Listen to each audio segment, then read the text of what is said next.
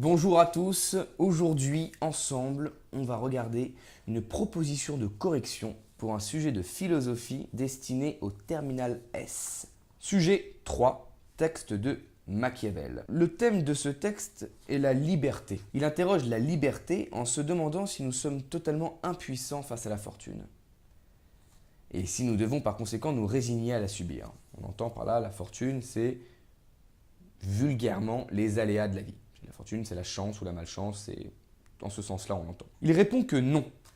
Bien que la fortune existe, il y a la place pour le libre arbitre et même pour la liberté d'action par le moyen de la prudence et de l'anticipation.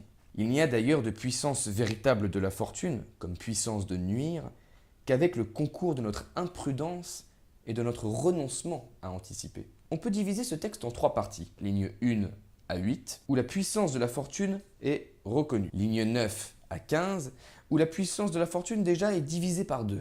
Puis ligne 15 à 22, où la puissance de la fortune finalement n'existe que pour autant qu'on la laisse exister. En quelque sorte, le texte progresse d'une reconnaissance de la puissance de la fortune à sa quasi-négation par l'affirmation que cette puissance n'existe que si on la laisse se développer. Au début donc, Machiavel reconnaît l'infinie faiblesse de l'homme devant la nature. On peut songer aux catastrophes naturelles et à notre impuissance face à elles. À cette faiblesse, Machiavel oppose la puissance de Dieu ou de la fortune qui, pour le coup, désigne la force des nécessités naturelles en tant qu'elles sont aveugles à notre sort et qu'elles peuvent effectivement nous nuire. Cette reconnaissance peut flatter une certaine sorte de paresse ou de désengagement dans la part que nous pourrions prendre à notre sort. Cette paresse rend alors la forme d'un fatalisme et d'une résignation passive.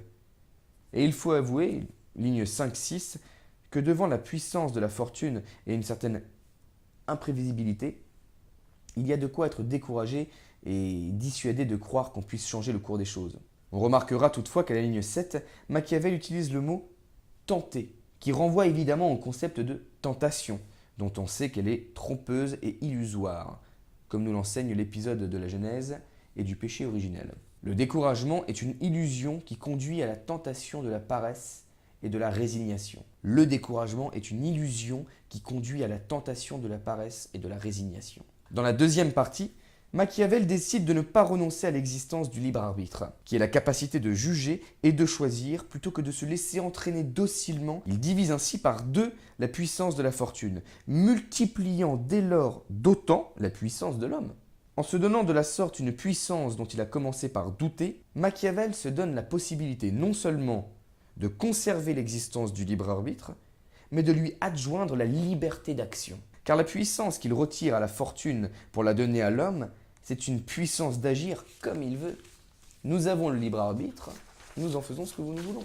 La métaphore de la crue irrésistible du fleuve non seulement illustre la puissance de la fortune, mais indique que cette puissance, comme nuisance, est ponctuelle, qu'elle laisse donc le temps, intervalle pendant lesquels elle ne se fait pas sentir et qui permet à l'homme donc d'agir, se préparer. Pendant ces intervalles, l'homme a le loisir, s'il le veut, de se prémunir contre les dégâts occasionnés par les crues du fleuve.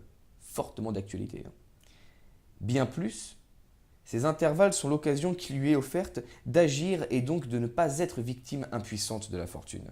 Autrement dit, la fortune n'est puissante que pour autant que l'homme renonce à sa liberté. L'idée de la fortune, pour puissante qu'elle soit, ne contredit en rien la liberté. Bien au contraire. Car cette liberté peut s'exprimer dans les actions qu'on met en œuvre pour anticiper les coups de la fortune et se défendre d'eux. Finalement, la fortune existe pour nous obliger peut-être à défendre notre liberté.